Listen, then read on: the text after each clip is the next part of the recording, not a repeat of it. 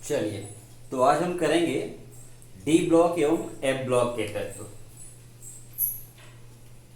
D व F block के तत्व।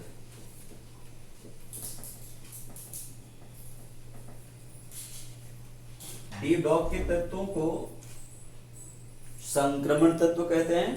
आप सभी जानते हैं, क्लास 11th में आप लोग पढ़ा हुआ है। तो जो डी ब्लॉक के जो तत्व होते हैं उन तत्वों को कहा जाता है संक्रमण तत्व, और जो एफ ब्लॉक के तत्व होते हैं उनको कहा जाता है अंतर संक्रमण तत्व। तो यहाँ पर हम लोग संक्रमण तत्व और अंतर संक्रमण तत्वों का अध्ययन करेंगे इस लेसन के अंतर्गत। तो जैसे कि आप सभी को पता है कि जो आवर्त सारणी है उस आवर्त सारणी में 4 ब्लॉक होते हैं, S block, P block, D block और एफ ब्लॉक। तो पिछले क्लास में हमने पिछले अध्याय जो पढ़ाई किया है उसमें पी ब्लॉक के तत्वों का अध्ययन किए थे। अब यहाँ पे हम करेंगे डी ब्लॉक और एफ ब्लॉक के तत्वों का अध्ययन करेंगे। तो चालू करते हैं पहले डी ब्लॉक के तत्वों के बारे में। संक्रमण तत्वों के बारे में पहले पढ़ाई करेंगे, फिर बाद में एफ ब्लॉक के तत्वों का अध्ययन करेंगे। संक्रमण तत्व। तो संक्रमण तत्व जो है वे तत्व होते हैं जिनके संयोजी कोष में डी ऑर्बिटल जो होता है वो आंशिक रूप से भरा हुआ होता है। ऐसे तत्व जिनके संयोजी कोष का जो डी ऑर्बिटल होता है वो आंशिक रूप से भरा हुआ होता है, उन तत्वों को हम कहते हैं क्या? संक्रमण तत्व कहते हैं। लेकिन जैसे कि लास्ट ईयर 11th क्लास में आपने देखा था, कॉपर और क्रोमियम, जैसे क्रोमियम 24 है, इसका सामान्य विन्यास हम करते हैं तो 4s2 3d4 होता है अबाउ के नियम के हिसाब से।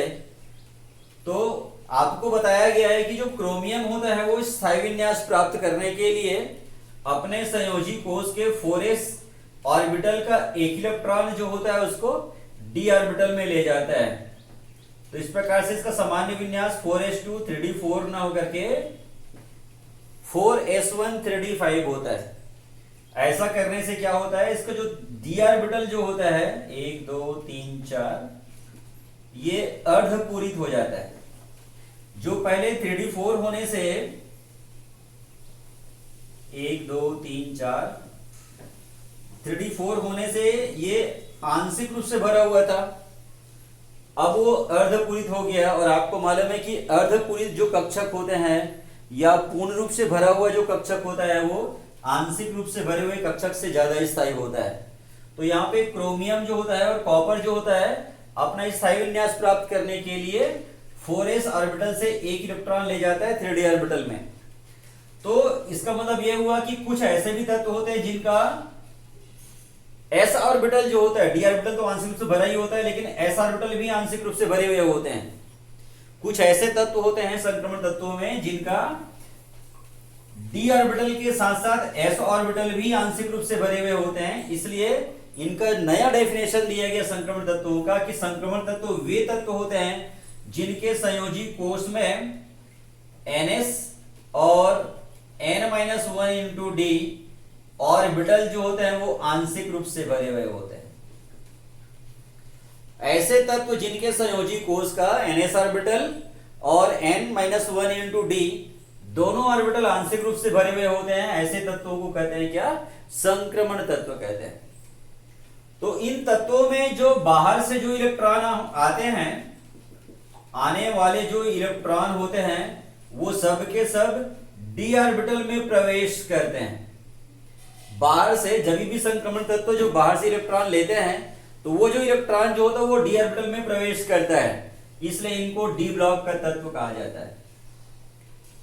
बाहर से जितने भी इलेक्ट्रॉन आएंगे वो सब के सब इलेक्ट्रॉन जो है वो डी ऑर्बिटल में प्रवेश करते हैं, इसलिए इनको डी ब्लॉक का तत्व कहा जाता है।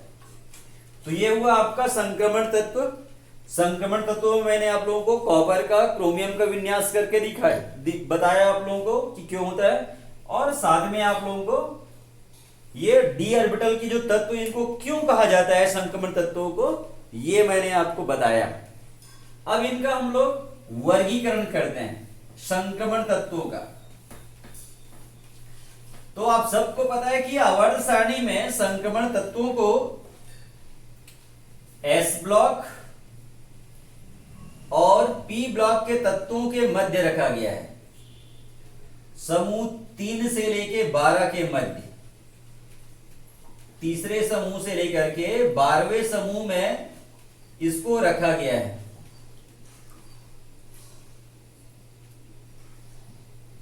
ये डी ब्लॉक के तत्व यहां पे। तो चूंकि डी ब्लॉक के जो तत्व होते हैं वो एस ब्लॉक और पी ब्लॉक के तत्वों के मध्य संक्रमण वर्ग का कार्य करते हैं, इसलिए इनको संक्रमण तत्व कहते हैं। जो डी ब्लॉक के तत्व इनको संक्रमण तत्व क्यों कहा जाता है? क्योंकि ये एस ब्लॉक और पी ब्लॉक के तत्वों के मध्य संक्रमण वर्ग का, ट्रांजिशन का काम करते हैं। एस ब्लॉक और पी ब्लॉक के तत्वों के मध्य में ये ट्रांजिशन का काम करते हैं, इसलिए इनको ट्रांजिशन एलिमेंट कर देते हैं इनको, इसलिए इनको संक्रमण तत्व कहा जाता है। तो ये संक्रमण तत्व जो है उसको आधुनिक आवर्त सारणी में समूह 3 से 12 के मध्य में रखा गया है। और आवर्त, जब आप आवर्त सारणी देखेंगे तो 4, 5, 6, 7 चौथा से लेकर के 7वें आवर्त में रखा गया है। चौथा आवर्त, 5वां आवर्त, 6वां आवर्त और 7वें आवर्त, ऐसे चौथा, 5वां, 6वां और 7वें आवर्त में रखा गया है। चौथा आवर्त, 5वां आवर्त, 6वां आवर्त और 7वें आवर्त में रखा गया है। तो इनका वर्गीकरण, तो संक्रमण तत्व जो होते हैं इन संक्रमण तत्वों को 4 वर्गों में बांटा गया है। संक्रमण तत्व जो होते हैं उनको 4 वर्गों में बांटा गया है। इसमें पहला कहलाता है प्रथम संक्रमण श्रेणी, या इसी को बोलते हैं 3D श्रेणी। प्रथम संक्रमण श्रेणी या 3D श्रेणी। तो ये जो प्रथम संक्रमण श्रेणी है उसमें चौथे आवर्त के तत्व आते हैं। चौथे आवर्त के स्कैंडियम से लेकर जिंक तक 10 तत्व। ये जो प्रथम संक्रमण श्रेणी जो होता है वो प्रथम संक्रमण श्रेणी स्कैंडियम से चालू होता है और जिंक में खत्म होता है। ये सब चौथे आवर्त के तत्व होते हैं। तो स्कैंडियम से लेकर के जिंक तक इसमें 10 तत्व पाए जाते हैं। इसमें बाहर से जितने भी इलेक्ट्रॉन आते हैं वो सब के सब 3D ऑर्बिटल में प्रवेश करते हैं, इसलिए इनको 3D श्रेणी भी कहा जाता है। बाहर से जो भी इलेक्ट्रॉन आएगा वो सभी इलेक्ट्रॉन 3D ऑर्बिटल में प्रवेश करते हैं इन तत्वों की, स्कैंडियम का हो चाहे वो जिंक का हो या इसके बीच में जितने भी तत्व आते हैं, सारे तत्वों में बाहर से जो भी इलेक्ट्रॉन आएगा वो सब के सब इलेक्ट्रॉन 3D ऑर्बिटल में प्रवेश करते हैं, इसलिए इसको 3D श्रेणी के नाम से भी जाना जाता है। और ये पहला वाला संक्रमण श्रेणी होने के कारण में इसको प्रथम संक्रमण श्रेणी के नाम से जाना जाता है। इसी प्रकार से दूसरा हो जाएगा द्वितीय संक्रमण श्रेणी। द्वितीय संक्रमण श्रेणी या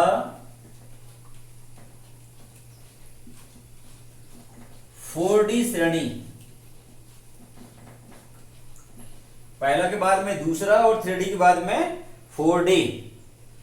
तो इसमें 5वें आवर्त के तत्व आएंगे। तो 5वें आवर्त का इट्रियम से लेकर कैडमियम तक, इट्रियम से लेकर के कैडमियम तक इसमें भी 10 तत्व है। इट्रियम से लेकर के कैडमियम तक इसमें 10 तत्व आते हैं। तो इन सभी तत्वों में, इस श्रेणी के सभी तत्वों में बाहर से जो भी इलेक्ट्रॉन आएंगे वो सब के सब 4D ऑर्बिटल में प्रवेश करते हैं। तो 4D ऑर्बिटल में प्रवेश करने के कारण ही इनको बोला गया 4D श्रेणी। इसी प्रकार से तृतीय संक्रमण श्रेणी आएगा। तृतीय संक्रमण श्रेणी या 5d श्रेणी, और आखिरी वाला जो रहेगा वो चतुर्थ संक्रमण श्रेणी या 6d श्रेणी।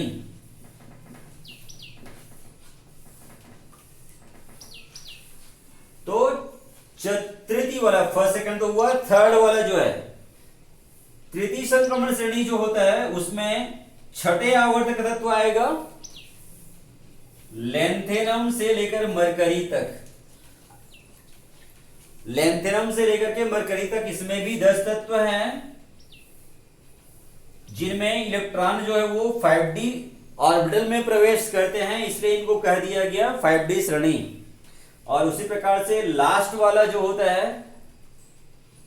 चतुर्थ संक्रमण श्रेणी, जिसमें 7वें आवर्तक तत्व आएगा, ये एक्टिनियम से लेके कैनिनियम तक, एक्टिनियम से लेकर के कैनिनियम तक इसमें भी 10 तत्व है। एक्टिनियम से लेकर के कैनिनियम तक इसमें भी 10 तत्व है। इस प्रकार से टोटल 14 है ना, 10 चौक कितना हो गया, 40 तत्व होते हैं हमारे संक्रमण तत्वों में। टोटल संक्रमण तत्वों की संख्या होती है 40, 10 10 10 के हिसाब से। प्रथम संक्रमण श्रेणी में 10, द्वितीय में भी 10, तृतीय में भी 10 और चतुर्थ में भी 10। तो ये था आप लोगों का इसका वर्गीकरण, प्रथम संक्रमण श्रेणी, द्वितीय संक्रमण श्रेणी, तृतीय संक्रमण श्रेणी या चतुर्थ संक्रमण श्रेणी के नाम से भी कह सकते हैं, या फिर 3D श्रेणी, 4D श्रेणी, 5D श्रेणी और 6D श्रेणी के नाम से भी हम इसको कह सकते हैं। तो इनका जो है 3D, 4D, 5D जो श्रेणी का जो नाम है वो बाहर से जो इलेक्ट्रॉन आते हैं, वो आने वाले इलेक्ट्रॉन जिस ऑर्बिटल में प्रवेश करते हैं उसके हिसाब से इसका नाम पड़ गया।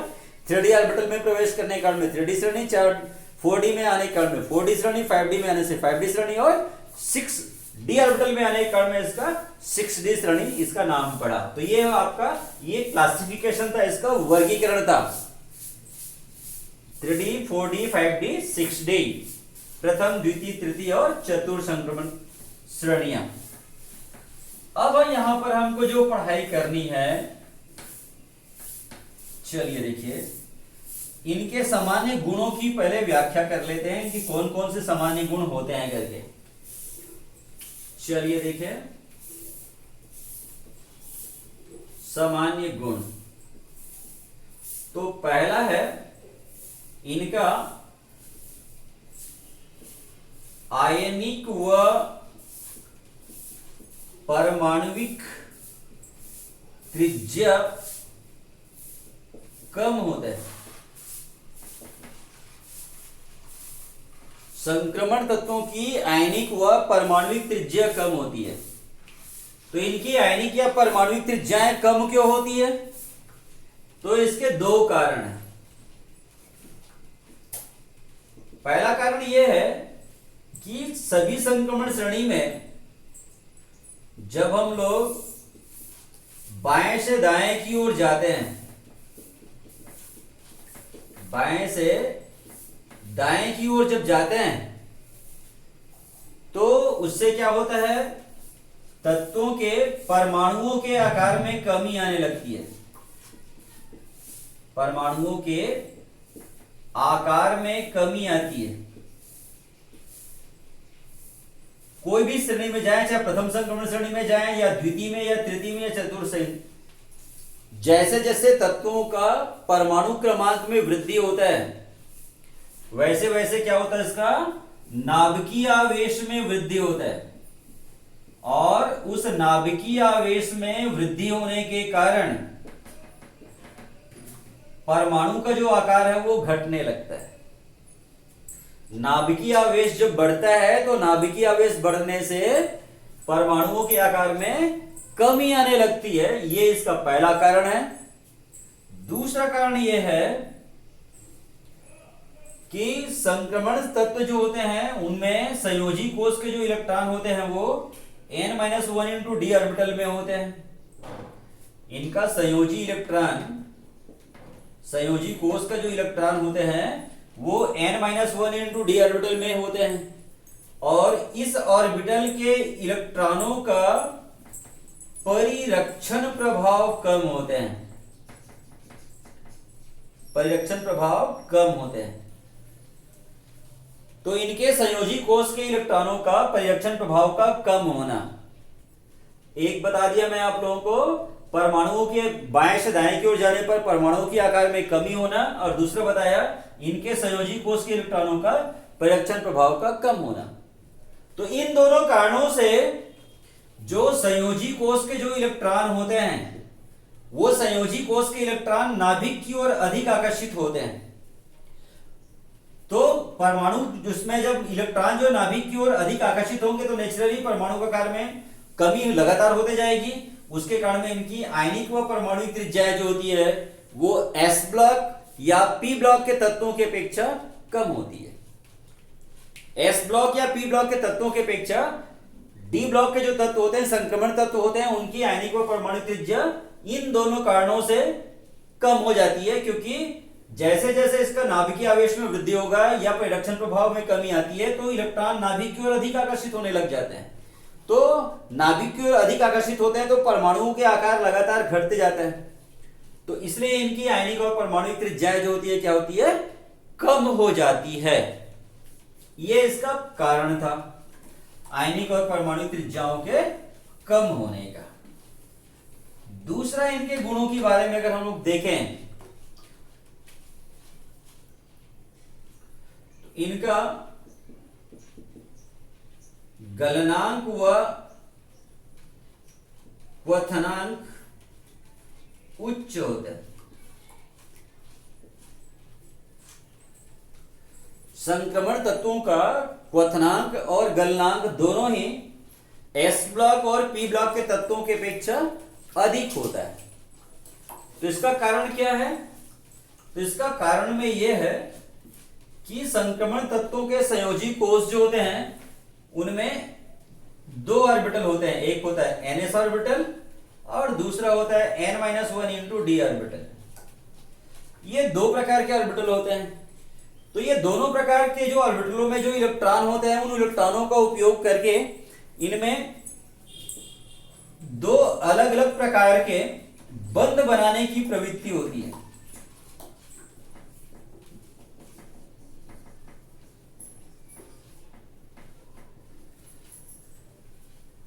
ns ऑर्बिटल के इलेक्ट्रॉन जो होगा उससे वो एक प्रकार का बंध बनाता है और n-1 इंटू डी ऑर्बिटल में जो इलेक्ट्रॉन होते हैं उससे वो दूसरा बंध बनाता है। कौन कौन सा बंध बनाएगा? तो यहां पर s ऑर्बिटल में जो इलेक्ट्रॉन युग्म होता है उस इलेक्ट्रॉन युग्म का उपयोग ये प्रबल धात्विक बंध बनाने में करते हैं और n-1 इंटू डी ऑर्बिटल में जो इलेक्ट्रॉन होते हैं उनका उपयोग ये सहसंयोजी बंध बनाने के लिए करते हैं। ठीक, यहां पे ये दो ऑर्बिटल है तो दोनों ऑर्बिटलों से दो अलग अलग, एक ऑर्बिटल जो है पहला ऑर्बिटल जो दिख रहा है आप लोगों को उसका उपयोग, उसमें जो इलेक्ट्रॉन होते हैं उसका उपयोग वो धात्विक बंध बनाने में करते हैं जो प्रबल होता है, स्थायी होता है। और n-1 इंटू डी ऑर्बिटल में जो इलेक्ट्रॉन होगा उसका उपयोग वो सहसंयोजी बंध बनाने में करते हैं। तो इस प्रकार से यहां पर जो संक्रमण तत्व होते हैं उनमें दो प्रकार के बंध बनाने की प्रवृत्ति होती है और ये दोनों प्रकार के बंधों को तोड़ने के लिए अधिक ऊर्जा की आवश्यकता होती है, इसलिए इनका क्वथनांक और गलनांक उच्च होता है।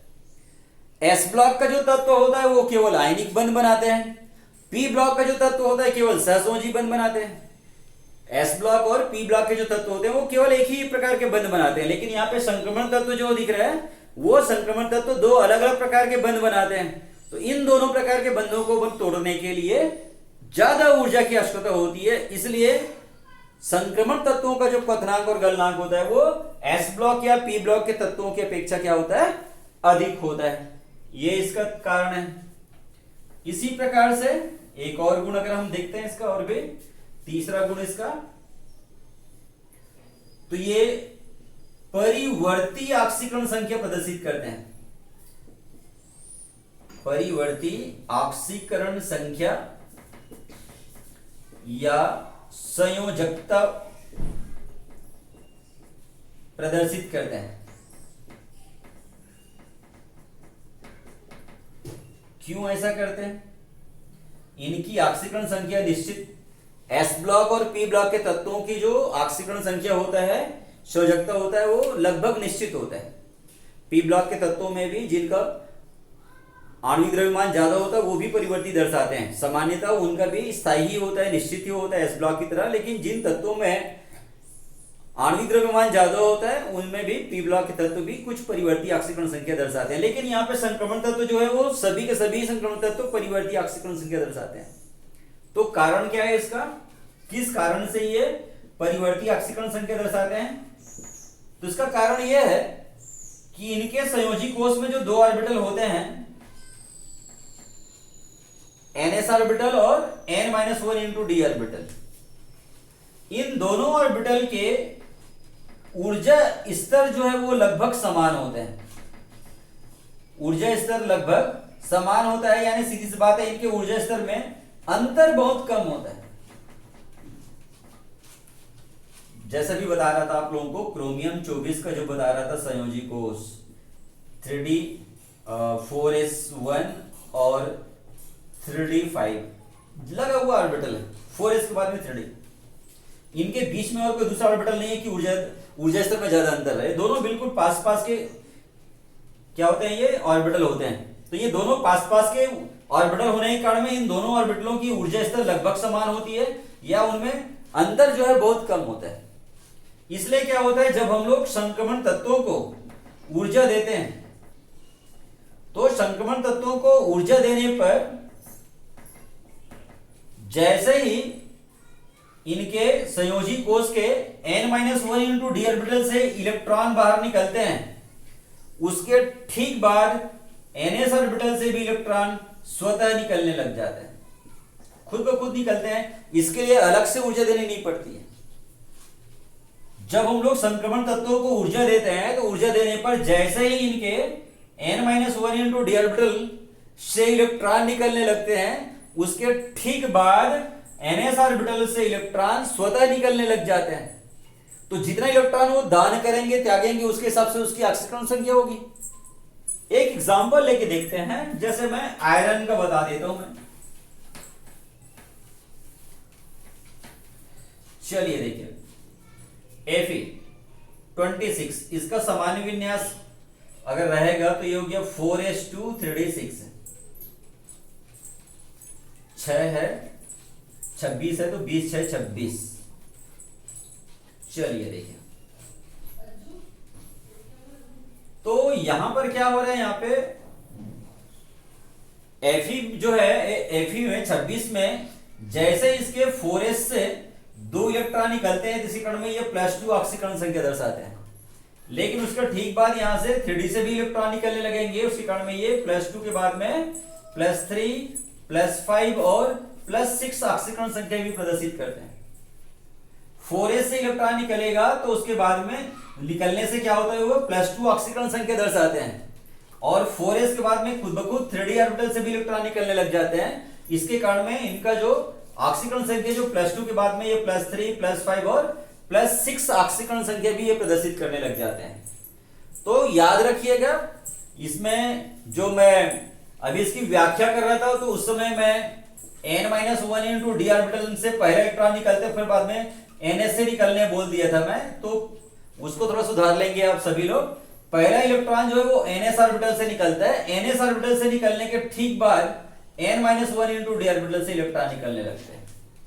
डी ऑर्बिटल से पहले इलेक्ट्रॉन नहीं निकालना, प्रवेश करते हैं डी ऑर्बिटल में, लेकिन निकल रहा है तो ns ऑर्बिटल में पहले इलेक्ट्रॉन निकलते हैं। तो यहां पे भी हुआ, 4s से पहले इलेक्ट्रॉन निकला तो ये हो गया +2 हुआ, फिर 3d से निकलने लग गया तो +3 +5 हुआ। तो मैं जो अभी आपको जो व्याख्या कर रहा था, कारण बता रहा था, उस कारण में मैंने n-1 इंटू डी ऑर्बिटल से इलेक्ट्रॉन पहले निकलने की बात कर दिया था, उसको सुधार लेंगे आप लोग। पहला इलेक्ट्रॉन जो निकलता है वो ns ऑर्बिटल से निकलता है, तो जैसे ही ns ऑर्बिटल से इलेक्ट्रॉन निकलता है उसका ठीक बाद n-1 इंटू डी ऑर्बिटल से भी इलेक्ट्रॉन निकलने लग जाते हैं। इसलिए इनकी जो ऑक्सीकरण संख्या होती है या संयोजकता होती है वो लगातार क्या होती रहती है, परिवर्तित होते रहती है। इसी प्रकार से इसमें और भी गुण है इसके, तो उन गुणों की व्याख्या फिर हम लोग नेक्स्ट क्लास में करेंगे। Thank you.